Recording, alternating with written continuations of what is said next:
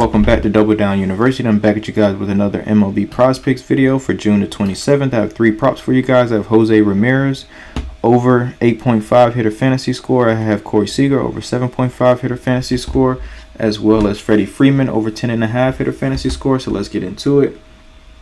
First off, I always like to look at where these guys are batting in their respective lineups just to see if they have good enough protection around them to be able to reach their totals. So we have Jose Ramirez batting in his usual 3-hole. We have Freddie Freeman as well as Corey Seger batting in the 2-hole in both of their respective lineups. So let's get into it.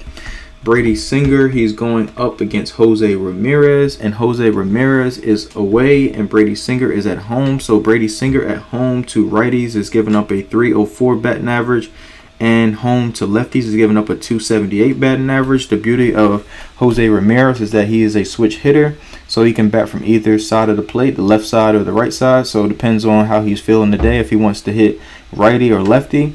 But both splits check out really well for him to hit either side.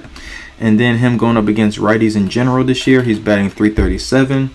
And then as well as on the road, he's batting 291. So that bodes well for him as well. Brady Singer, and we limited the handedness to no handedness, no left or right, because we don't know which side of the plate he's batting today. But predominantly to both hitters, or both sides of the plate. He throws a sinker and a slider. So let's see how Jose matches up against the sinker and the slider. He is batting 267 against the fastball. And well, it's kind of a variation of a sinker, but 267 against the fastball, 314 against the sinker, and then 234 against the slider. So not too bad, not too shabby. So I really like Jose in this matchup. I think he should be able to make a lot of hard contact with them.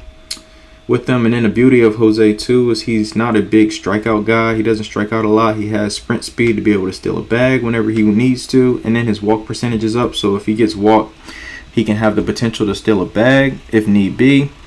So I really like him today. I think he gets multiple hits and also gets an RBI or a run scored. So I really like Jose in this spot. Going on to Matt Manning's matchup against Corey Seger. So Matt Manning, which is weird, he's only pitched away this year. He's never pitched at home so far this year, but I think it's probably like his first or second start coming back. I think he had an injury earlier in this year, if I'm not mistaken.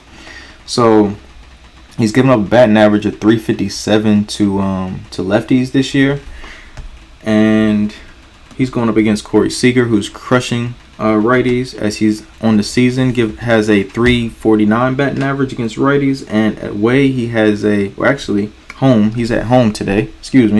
He's at home against a righty, so he's batting 443, which is absurd.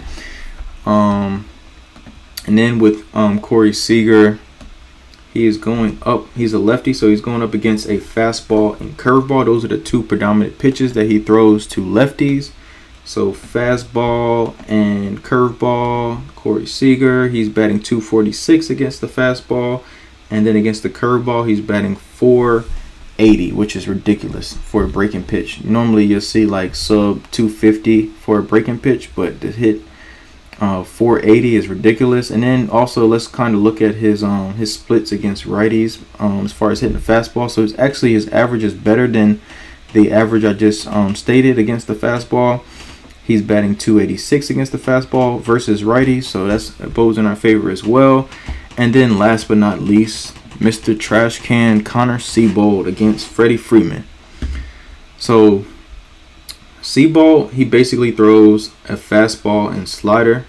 That's his two predominant pitches that he throws the most. And like I said, he's going up against a lefty. He's at home. He's going up against a lefty and Freddie Freeman, and he gives up a batting average of 288 at home to lefties. And then Freddie Freeman on the road against righties, he is batting 317. And then on the road or just in general to righties, he's batting 319. So that is really good splits for him. Seabold, like I previously stated, to lefties, fastball, changeup, slider. So he throws a fastball, and Freddie Freeman is batting 354 against the fastball, as well as the changeup. He's batting 400, so he should crush Seabold. Another play that you could add to, say if you need like a 5-man or something like that, or just another play that you can add, is Mookie Betts fantasy as well. I think both of them go soar over their 10.5 fantasy scores, just based on, you know, being able to get doubles and triples in this ballpark where they have huge gaps in Colorado, and then also the ball travels faster in Colorado due to the thin air. So that's why you see a lot of these totals jacked up on a lot of the Dodgers players, like all their props and stuff is highly juiced. Another 2 props that I give you guys that are kind of leans that didn't make the list is strikeouts for Framber Valdez over 5.5 if it's still there. Oh, they actually bumped it down to 5, so even better. You even get the push potential at 5. And then also another one that was sneaky that I like too. Actually, I think that game started already, or they actually took him off the board, was Julio Teheran over 1.5 walks allowed. But I really like 2 is Kershaw over 17.5 pitching outs. So all he has to do is pitch 6 innings to be able to go over that. So I really like that as well. So yeah, so those are my plays. I'll go back through them. Jose Ramirez over 8.5 hitter fantasy score. Corey Seager over 7.5 hitter fantasy score. And Freddie Freeman over 10.5 hitter fantasy score. I appreciate you guys. Please like, comment, and subscribe. And I'll see you guys next time.